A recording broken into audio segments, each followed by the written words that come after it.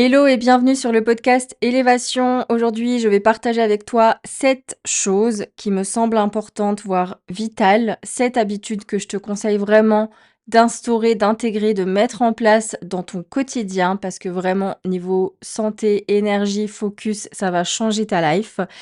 Mais avant ça, j'aimerais t'expliquer rapidement pourquoi j'ai mis Oublie la motivation dans le titre de ce podcast.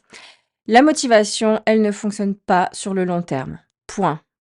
Parce qu'il y a plusieurs paramètres qui viennent influencer notre capacité à nous sentir motivés ou pas. Et ces paramètres, ça va être nos humeurs, notre niveau d'énergie, le contexte dans lequel on est, l'environnement, etc., etc. Des paramètres qui bougent avec le temps, qui bougent avec notre énergie et forcément qui vont venir impacter notre motivation et notre capacité à nous bouger ou pas, tout simplement. Et au-delà de ça, la motivation, elle est souvent liée à une projection idéale de ce qu'on souhaiterait et pas forcément la réalité quotidienne à ce que l'on vit en fait jour après jour. Et c'est pas forcément la motivation n'est pas forcément reliée à ce qu'on va devoir traverser pour atteindre le but idéal qu'on a en tête et qui nous motive en fait, in fine. Donc nous, on raccroche la motivation à une finalité alors qu'il y a tout un chemin à parcourir pour arriver à cette finalité et forcément la motivation, elle va s'essouffler très rapidement. Donc en revanche, ce qui fonctionne, ce sont des mécanismes qui vont être beaucoup moins sexy, beaucoup moins attractifs, mais beaucoup plus fiables sur la durée et c'est ce que j'ai envie de vous partager aujourd'hui. Du coup, l'idée, c'est de venir remplacer la recherche constante de motivation pour se lancer par des micro-actions qui vont davantage venir structurer votre quotidien. Et je vous l'annonce direct, ce sont des choses simples, ce sont des choses accessibles à tout le monde, ce sont des choses qui ne vont rien vous coûter si ce n'est un peu de temps et ce sont des choses, il faut le dire, qui sont répétitives, donc parfois monotones, donc potentiellement ennuyantes, mais qui vont venir nourrir une discipline qui va vous permettre de construire des résultats solides sur le moyen et long terme. Dans cet épisode, donc, je vais vous partager 7 choses à faire, notamment dès le réveil, pour commencer votre journée avec énergie et intention, parce que c'est vraiment les premières heures de la journée qui viennent déterminer la journée que vous allez passer, tout simplement. Personnellement, ça fait 3 mois que je les applique quotidiennement, donc j'ai un peu de recul pour voir ce que ça c'est venu m'apporter et je vous garantis que je vois des résultats sur mon niveau d'énergie, sur ma concentration, sur ma clarté mentale, sur ma mise en action, sur mon état d'esprit. C'est vraiment full bénéfice sur ma santé physique, mentale et émotionnelle. Donc je ne peux que vous inviter à suivre ces conseils, à mettre en place ces habitudes et surtout à en choisir une pour commencer à intégrer jour après jour et petit à petit en rajouter une autre. Ne vous tombez pas dans le piège de vouloir tout faire parfaitement d'un coup. C'est comme ça parce qu'on se sent motivé, on se dit: «Ah ça a l'air trop bien, je vais tout mettre en place dès demain» et en fait, c'est comme d'hab, ça ça va pas tenir sur la durée. Donc vaut mieux commencer avec une seule chose et s'y tenir et petit à petit en rajouter d'autres que de vouloir tout faire d'un coup et de tenir que 3 jours. Voilà. Donc c'est parti, on commence. La première chose qui a changé ma vie dernièrement, c'est d'instaurer des heures régulières de coucher et de réveil. Du coup, le matin, je vais me lever à la même heure chaque jour, week-end compris. Parfois, je fais une exception, par exemple le dimanche où je vais me lâcher la grappe, je vais me coucher un peu plus tard le samedi soir et je vais m'autoriser à dormir un peu plus le dimanche et à me lever quand je veux sans réveil. Mais je le fais jamais plus de 2 jours consécutifs. Donc, l'idée ici, c'est pas, tant, l'heure à laquelle, vous allez vous coucher ou vous réveiller, c'est surtout de calculer le temps idéal de sommeil dont vous avez besoin et de faire en sorte que votre heure de coucher et votre heure de réveil vous permettent d'avoir ce temps de sommeil. Donc au début, vous allez voir, vous aurez du mal à vous endormir, ça c'est normal. C'est parce qu'il faut un petit temps d'adaptation à votre système, en fait. Mais plus vous répéterez les mêmes heures, plus il y aura cette régularité et plus votre cerveau, il va capter le signal et il va enclencher l'endormissement et le réveil. Donc c'est ce qui se passe pour moi depuis, novembre. Je me couche à 22h30 et je me lève à 6h30 et j'ai mon quota de sommeil. J'ai des nuits qui sont régénérantes et je m'endors très vite maintenant. Donc, si vous vous levez chaque matin à la même heure, déjà sachez que ça vient réguler vos cycles de sommeil et donc ça vous confère un boost d'énergie dès le matin. Par contre, je vous conseille de choisir une heure de réveil qui soit réalistique.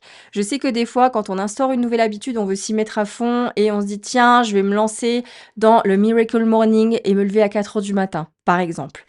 Non, c'est non. Prenez en compte votre rythme de travail, vos contraintes, vos besoins et définissez une heure qui respecte tout ça. On s'en fout de se lever à 4 heures du matin. Si on n'a pas besoin de se lever à 4 heures du matin, on choisit une heure qui correspond à notre réalité, OK? Donc vraiment, vous allez faire du bien à votre cycle circadien et à votre organisme en instaurant ça. Je sais que c'est pas forcément facile et que ça demande de la discipline, mais accrochez-vous. Et en plus de ça, je vous conseille, petite astuce, dès que vous vous levez le matin, donc déjà de pas repousser votre réveil, de vous lever directement, mais normalement, en ayant ces habitudes-là, de vous coucher à la même heure, de vous endormir vite et d'avoir votre quota de sommeil, il y aura pas de problème pour vous réveiller, direct dès que votre réveil sonne et vous serez même, naturellement, souvent, le réveiller genre 1 ou 2 minutes avant que le réveil sonne. Donc, levez-vous dès que c'est fait et faites directement votre lit. Moi, le matin, je fais mon lit, j'ouvre les volets, j'aère un coup la pièce et je ferme la porte de la chambre et ça permet de couper, en fait, parce que la chambre, je l'associe vraiment à une période de repos, de relaxation. Quand je fais tout ça, ça me coupe net de, «OK, la relaxation, c'est fini, maintenant je me réveille, je me mets en énergie». Je suis plus en mode, à moitié, dans le repos et enfin moi je sais que, bah, ça dépend de tout le monde, mais moi quand je me réveille le matin, je suis fraîche quoi. Je suis pas, à moitié dans le coltard, je suis bien réveillée. Donc tout ça, je pense que ça m'aide aussi et en plus quand vous faites votre lit et ben, vous avez déjà votre première victoire de la journée en gros parce que, il y a déjà une chose que vous avez terminée. Il y a déjà une tâche qui est terminée dans votre journée et ça vous aide aussi à pas avoir l'envie de retourner dans le lit. Et puis, quand moi je dis toujours: «Maison rangée, esprit rangé», quand tout est, à sa place, ça fait de la place, en fait, dans le mental. Donc vraiment je c'est le petit win que vous pouvez ajouter en plus dès que vous vous levez. Deuxième chose, je vous conseille de boire un grand verre d'eau à température ambiante. Donc on le dit beaucoup ça, pour si vous suivez pas mal de gens qui disent: «Faut boire un verre d'eau le matin», mais pourquoi en fait? Il faut comprendre qu'on perd jusqu'à 1 litre d'eau par nuit. Voilà, entre 500 millilitres, 1 litre d'eau par nuit, ça dépend, voilà, de chacun, mais en gros, c'est à travers la transpiration, même si elle est pas forcément, visible. Ça peut être, c'est aussi à travers la respiration ou encore votre urine, si vous avez tendance à vous lever la nuit ou d'aller aux toilettes dès le réveil, vous perdez aussi de l'eau. Et donc, beaucoup de monde ne réalise pas à quel point la déshydratation, c'est un facteur majeur qui provoque la fatigue. En fait, on est composé en tant qu'être humain à l'âge adulte entre 55 à 65 d'eau. Et déjà quasiment 80 d'eau rien que dans le cerveau. Donc cette eau, elle circule en nous et elle est impliquée dans quasiment toutes nos fonctions vitales, que ce soit, le transport, des nutriments et de l'oxygène, l'élimination des déchets, la régulation de la température corporelle, le fait de lubrifier nos articulations, notre fonctionnement cognitif, notre digestion et cetera. Donc la déshydratation, elle va venir affecter nos humeurs, notre concentration, notre mémoire, notre énergie vitale. Donc si vous vous sentez pas en forme, pas motivé, ça peut être sympa et assez important de regarder du côté de votre hydratation quotidienne. Ça peut vraiment être un facteur majeur qui peut expliquer votre état actuel. Donc, on boit un grand verre d'eau à température ambiante. Moi, je suis pas trop pour, ajouter, du citron, du vinaigre de cidre, du sel, pour faire des boissons électrolytes et tout ça. Déjà, buvez déjà de l'eau pure, ce sera déjà un bon début parce que si vous le faites pas déjà, arrêtez de vous ajouter des nouvelles choses, sauf si ça peut un peu vous motiver à vous lancer. Mais moi, je vous le dis, buvez déjà de l'eau, à l'état, naturel sans rien y ajouter. C'est mon conseil. Voilà. Troisième chose qui est vitale, c'est de s'exposer à la lumière du jour. Que ce soit notre visage, notre peau, nos yeux, on a besoin de s'exposer à la lumière du jour et idéalement dans l'heure qui va suivre notre réveil. Bon, moi en ce moment, je me lève à 6h30, on est en hiver, il va pas faire, jour de suite. Donc dès que j'ai fini ma routine matinale, que j'ai pris mon petit déj, en général, je sors. Je vais dehors parce que je vais aller au coworking ou j'ai des choses à faire et donc du coup, je vais aller en profiter pour marcher et m'exposer à la lumière et donc plus vous irez tôt et mieux ce sera et en fait, ça va favoriser la synchronisation de votre horloge biologique. Ça va venir réguler votre cycle circadien en envoyant en fait un signal clair au cerveau que là, la journée, elle commence, ça y est. Et lui, à votre cerveau, ça lui permet de caler correctement ses cycles de veille et de sommeil, ce qui va améliorer l'endormissement le soir et la qualité globale de votre sommeil. Voilà. Et donc, le fait de s'exposer à la lumière du jour le plus tôt possible le matin, ça vient favoriser aussi la baisse de la mélatonine. Ça, on l'appelle l'hormone du sommeil, pardon. C'est ce qui vous permet, en fait, ce qui permet à votre, c'est un neurotransmetteur qui permet à votre cerveau de comprendre qu'il faut enclencher, en fait, la phase d'endormissement petit à petit pour que vous puissiez vous endormir. Donc ça va favoriser ça, ça va stimuler la production de cortisol, matinal aussi qui est sain pour notre corps. On a tendance à diaboliser le cortisol, mais il y a un cortisol naturel qui est très sain pour nous. Ça va aussi booster notre dopamine, donc ça va augmenter notre motivation, tiens donc. La voici la motivation et aussi on aura cette sensation d'avoir moins de brouillard mental, une meilleure disponibilité cognitive. Donc il faut savoir que, derrière vos fenêtres, ou à la lumière de chez vous, ça ne marche pas. Parce que déjà il y a des filtres anti-UV souvent sur les fenêtres, donc vous n'avez pas vraiment la lumière, du jour, du soleil et aussi, on n'a pas besoin qu'il fasse grand soleil. Si c'est nuageux, ça fonctionne. Donc on parle vraiment bien de la lumière directe du jour. Et c'est, d'autant plus important et vital pour votre santé si vous travaillez sous des néons, devant un ordinateur, dans des pièces fermées toute la journée. Franchement, il faut que vous preniez du temps pour sortir à la lumière du jour et pour vous exposer, même encore plus en hiver où on parle beaucoup de carence en vitamine D. Ça va venir, vous aider en fait à ne pas être en carence, voilà. Il y a pas besoin de voir le soleil, comme je l'ai dit, et petite parenthèse, on n'arrête pas de nous dire de nous méfier du soleil, mais en fait, on a besoin de la lumière du jour et les premiers rayons, dès votre réveil pendant, on va dire 20 à 30 minutes en extérieur, c'est vraiment le meilleur médicament à long terme. Voilà, on n'est pas en train de parler de s'exposer, de midi à 16 heures en plein été, en plein soleil. C'est pas ça qu'on vous dit, c'est, profitez de la lumière du jour dès les premiers rayons et prenez votre dose, c'est ça. 4e chose, et ça va pas plaire à beaucoup de monde. Arrêtez de démarrer votre journée avec du café ou des excitants, mais on va surtout se concentrer sur le café. J'aime beaucoup le café. Vraiment, j'apprécie ma petite tasse d'expresso. J'ai des origines italiennes en plus, on adore le café, c'est culturel là-bas. Mais par contre, jamais de la vie, c'est la première chose que j'ingurgite et que je donne à mon corps. On conseille d'attendre 1 h 30 avant de prendre son premier café de la journée. Et je vous le dis parce que ça peut être difficile pour beaucoup d'entendre ça. Clairement, moi, j'ai été élevée par des parents, des grands-parents qui boivent des grands bols de café ou de café au lait dès le réveil. Donc moi, j'ai vu ça, j'ai été imprégnée de ça toute mon enfance, c'était une habitude familiale de boire du café dès qu'on se lève. Mais en fait, faut comprendre comment fonctionne notre corps. À notre réveil, l'organisme, il va libérer du cortisol, qui est une, hormone, on va dire, essentielle de l'éveil, de la concentration et de la mobilisation de l'énergie. Et ce pic de cortisol, il survient environ 30 à 60 minutes après le lever. Donc si vous buvez du café immédiatement après le réveil, que ce soit par habitude ou pour vous donner un coup de boost, vous venez en fait superposer la caféine à votre mécanisme naturel. Et en plus, vous bloquez les récepteurs de ce qu'on appelle l'adénosine, qui est une molécule qui est responsable de la sensation de fatigue. Mais au réveil, cette molécule, le taux d'adénosine, il est déjà bas. Donc si on consomme du café trop tôt, ça a vraiment très peu d'intérêt physiologique parce qu'en fait, le corps a déjà capté qu'on est en phase de réveil et de montée d'énergie. Et en fait, votre cerveau, il est pas réellement fatigué. Donc c'est vraiment, un leurre et un mensonge de penser qu'on a besoin de café dès le matin pour avoir un coup de boost. Donc en fait, ce qui se passe, c'est que si vous différez votre prise de caféine, vous permettez à votre organisme de profiter pleinement de ce pic naturel d'énergie matinale et de réduire en fait les fluctuations d'énergie et les coups de barre qui peuvent arriver parce que en fait, vous avez voulu superposer de la caféine à votre mécanisme naturel. Donc en retardant la prise de café, vous vous alignez à la biologie naturelle de votre corps et c'est bien mieux. On vous dit pas de plus boire de café, on vous dit d'attendre, de différer cette prise de café et de pas donner tout de suite ça à votre corps en fait. Et en plus le café déshydrate, donc si vous ne buvez même pas un verre d'eau en vous levant et que vous envoyez direct du café, les gars, ça va pas du tout. Ça va pas du tout et vous allez devenir addict, votre corps va fonctionner sur ce mode-là et vous aurez c'est un cercle vicieux, vous aurez toujours la sensation d'avoir besoin de plus de café et vous allez complètement déréguler de façon hormonale votre organisme. Donc on évite, OK?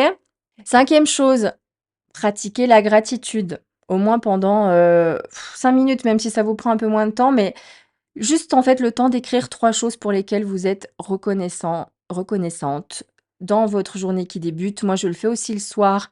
Je l'écris pas forcément le soir, je le fais peut-être juste avant de m'endormir sur mon oreiller et en fait, ça me permet, de partir dans mon sommeil avec une note positive parce qu'il y a tellement de belles choses qui se passent dans une journée.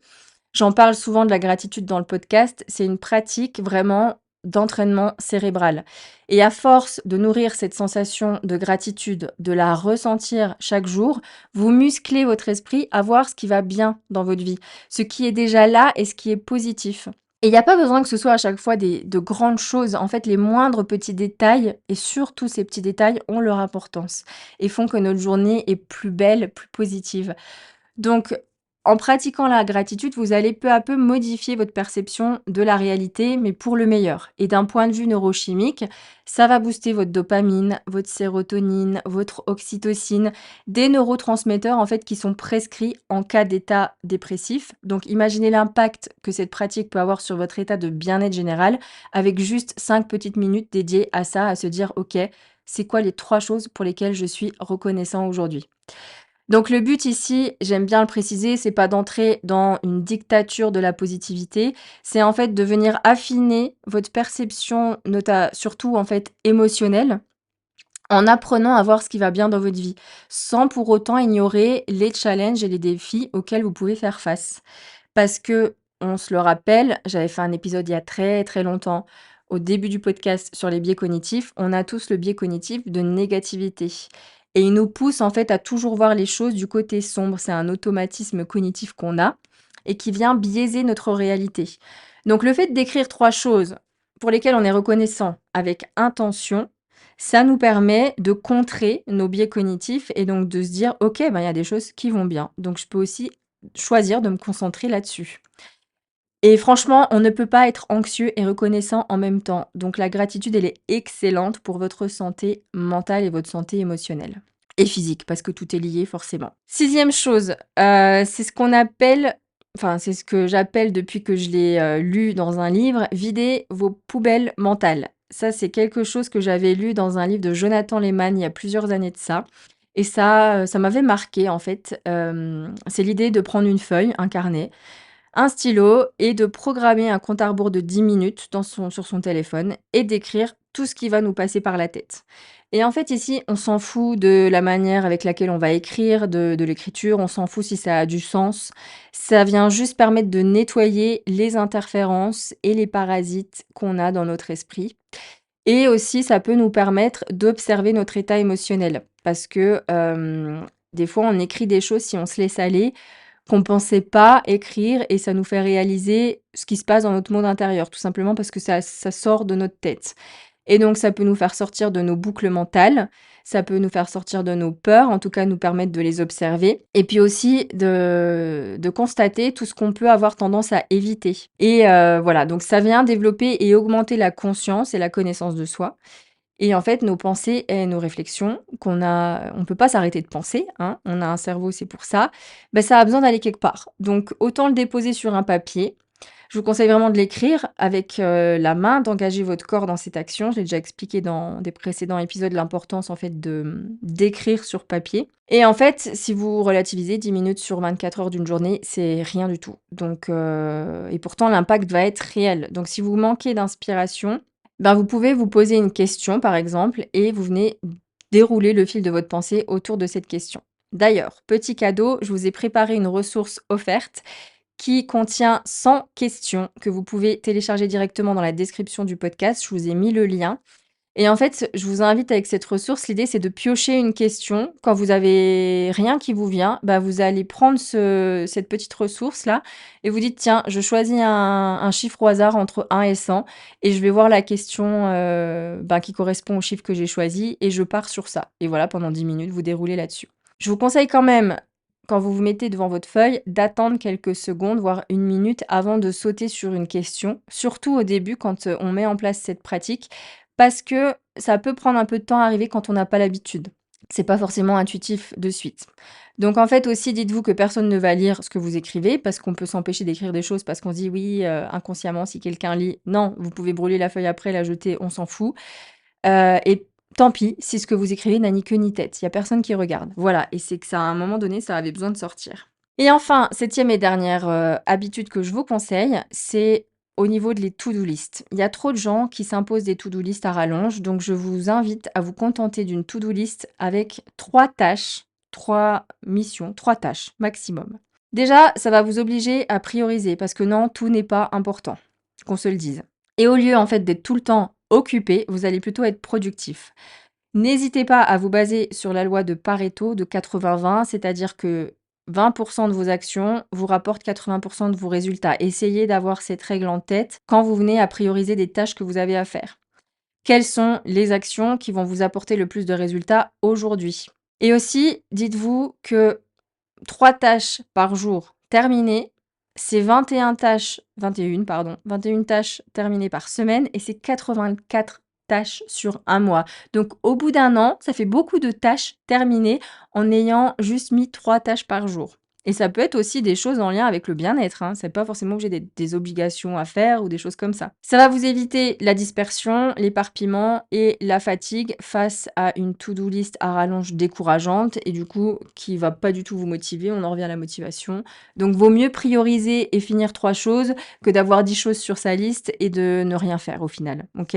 Donc voilà pour, les 7 tâches, les 7 habitudes que je vous conseille de mettre en place et qui sont plutôt, sur le matin parce que ça va vraiment déterminer le reste de votre journée. Donc c'est, pour résumer, d'avoir des heures régulières de coucher et de réveil. C'est, de boire un grand verre d'eau à température ambiante dès que vous vous levez. C'est de vous exposer à la lumière du jour au moins dans l'heure qui suit votre réveil si possible, mais en tout cas le plus tôt vous le faites, le mieux ce sera. Au moins pendant 20 à 30 minutes. D'arrêter de démarrer votre journée avec du café, plutôt différer la prise de caféine si vraiment vous adorez le café et que vous ne pouvez pas vous en passer, ou que ça fait partie de vos habitudes en fait. De pratiquer la gratitude chaque jour en écrivant au moins 3 choses pour lesquelles vous êtes reconnaissant. De vider vos poubelles mentales pendant 10 minutes chaque matin. Vous prenez une feuille, un stylo et vous écrivez tout ce qui vous passe par la tête. Et comme ça, on repart avec un reset du cerveau pour la journée. Et enfin, de vous contenter d'une to-do list avec 3 tâches maximum à faire dans la journée. Ça peut être un vrai challenge, mais je vous jure que ça peut changer votre vie. Donc choisissez-en une, commencez demain, pas au prochain lundi, pas au prochain début de mois, vraiment dès demain. N'hésitez pas à télécharger la ressource offerte avec 100 questions, 100 prompts en fait de journaling qui vous permettent de faire votre habitude de vider les poubelles mentales. Et voilà, je pense que je vous ai tout dit. Il y a plus qu'à passer à l'action parce que juste terminer ce podcast et se dire ouais, ok, c'était super cool, elle a raison, faut faire ça et ça vous permet de vous répéter des choses sans doute que vous savez déjà mais que vous n'intégrez pas. Eh ben, ça ne sert à rien, d'accord? Je vous l'ai déjà dit, la connaissance seule ne sert à rien. Il faut passer à l'action. Je vous dis à la semaine prochaine pour un nouvel épisode. En attendant, prenez soin de vous et à très bientôt.